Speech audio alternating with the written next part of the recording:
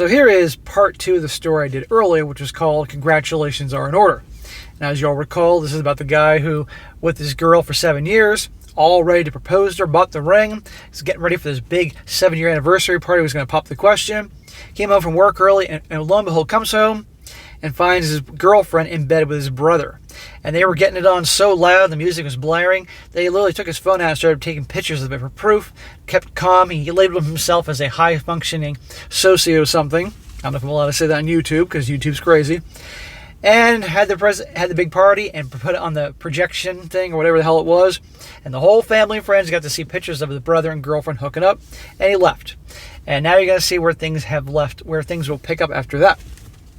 He says here, firstly, I'd like to thank all of you for your support, and here's an update on the current situation.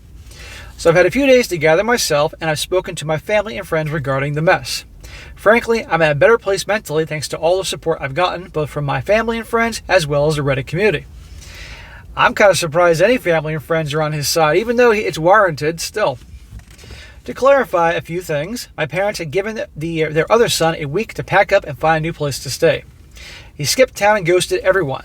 Many people asked me why they didn't disown him, and to be honest, it's their choice. Well, it kind of sounds like in a way they're on their way to that. And of course, like a coward, he doesn't face the music, he gets out of town. Now here's where things get interesting. So a couple days ago, I went out to grab a drink with my friends and happened to run into a colleague of mine. She had helped me pick out the ring. She was out of town during all this and didn't know what had happened.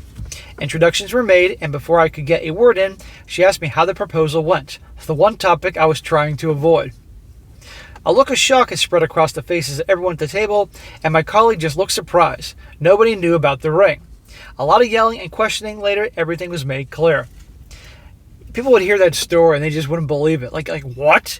Your brother was doing your girlfriend, and then you showed pictures and all that at a big party? Well, word of me purchasing the ring spread like fire and around the circles, and somehow the ex heard about it. She was at my door yesterday waiting for me to arrive home. Oh, so now that she finds out you bought a ring for her, now she wants to talk to you. She started crying, saying that she screwed up and wouldn't have done it if she knew what I was planning.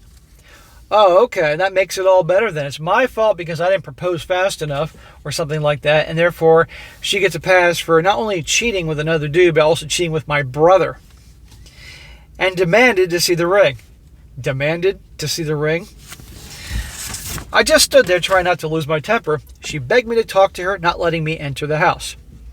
Time to call the police. This woman is here. She is harassing me, not letting me into my own place. If I try to remove her, then I'm now getting physical. Obviously can't do that.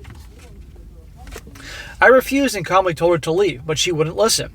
It's funny how her behavior just switched, and she started blaming me, saying it was all my fault that she cheated on me with my brother. What I tell you knew that was coming. And I was responsible for ruining her relationship with her father and friends. Again, you cheated on me with my brother. We've been together for 7 years, and this is what you did. And I'm the bad guy here. You got what you deserve, me displaying who you really are in front of our friends and family. At this point, I had tolerated enough and called the cops and explained what was happening. Good. Since I had contacted them early regarding the situation, they were quick to respond. By this point, she had started threatening me and tried to assault me. The cops arrived as she was about to get violent and asked her to leave. Oh, thank you, Lord, that she's going to pull that crap when the cops are arriving and see her yelling and screaming and acting like a lunatic, and then about to get physical. She doesn't and causes a bigger scene and assaults the officer who is trying to calm her down. Man, this guy dodged a big one with her, huh? She is then arrested for doing that to the officer and trespassing. The officers asked me if I wanted to file a complaint or press charges against her, to which I just said I want nothing to do with her and just take her away. Well, I get that, but I would still file charges against her. Hell yeah. After all that, I'll be filing a restraining order against her. So yeah, it's been a fun week. And once again, I'd like to thank you all for your support.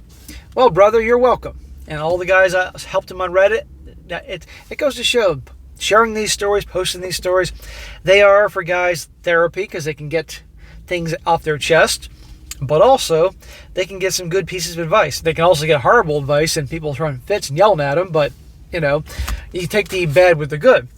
But frankly, I'd press charges against her. Absolutely, anything I can get, because that's what she deserves. And then I track down that brother and certainly give that brother what he deserves as well.